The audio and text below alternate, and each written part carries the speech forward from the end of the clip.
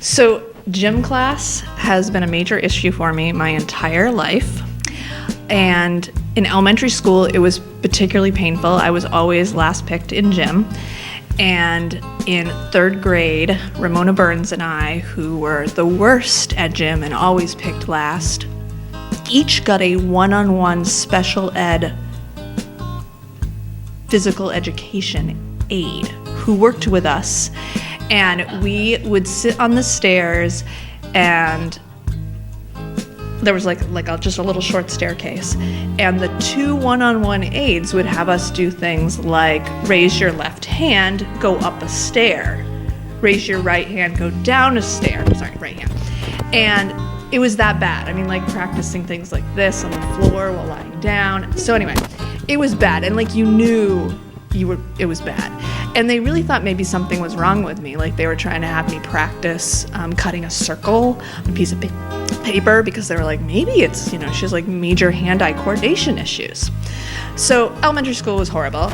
And then middle school became worse because in addition to having phys ed now 5 days a week with a real phys ed teacher who actually wanted to do like real things, we also had to shower, and they would check you off once a week to make sure you showered. So that was my 7th and 8th, well, actually my 7th and my beginning of my 8th grade horror.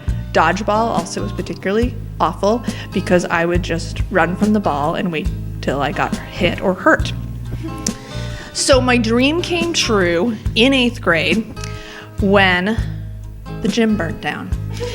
And I thought I'd maybe caused it because it was like right around the time of this movie called Firestarter. It's a book by Stephen King. And I'm like, oh my God, I can look at buildings and wish for them to light up. And I really thought maybe it had happened.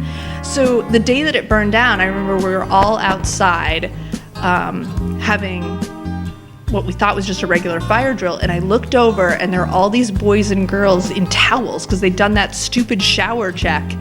And they were freezing, and everyone was freaking out. And I was like, yeah. So that was 8th grade. And then I get to high school, and I only have a year and a half required gym, 9th grade and a half a year of 10th grade. And freshman year was horrible. I had 2 very obese gym teachers who would do things like ride around on golf carts while we did exercising. And volleyball, I broke each of my pinky fingers, I think one twice and the other one once, because when the ball came, I would just like, I don't know, whatever I did, but panic instead of actually like playing volleyball. So I mostly remember volleyball freshman year. But anyway, so the best thing happened 9th grade year. I was walking with my best friend Choli Rebecca Wolfman Lightfoot, and we were walking up the hill from the bus, and I sprained my ankle. And she carried me to her house, and it was like a really, really bad sprain, and I didn't have to do gym, and it was so awesome. And then because of it, I was like, oh, this is like a good thing. I should keep like my sprained ankle. So I was like fake spraining my ankle all the time. The problem was, if you miss a day of gym at my school, you had to make it up. So 2nd semester came of freshman year, and I took gym twice a day. It was not a good plan.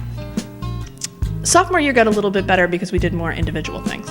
But regardless, I remember freshman year sitting in the car in front of Burlington High School with my dad, who drove me to school every day, and I was crying because of gym class. And I was like, I don't want to go. This is so awful. It's so humiliating. I picked last. I hurt myself. I'm bad at it. I feel stupid and ugly and awkward. Anyway, and he said, now, Cora, there are kids who feel bad 7 periods a day.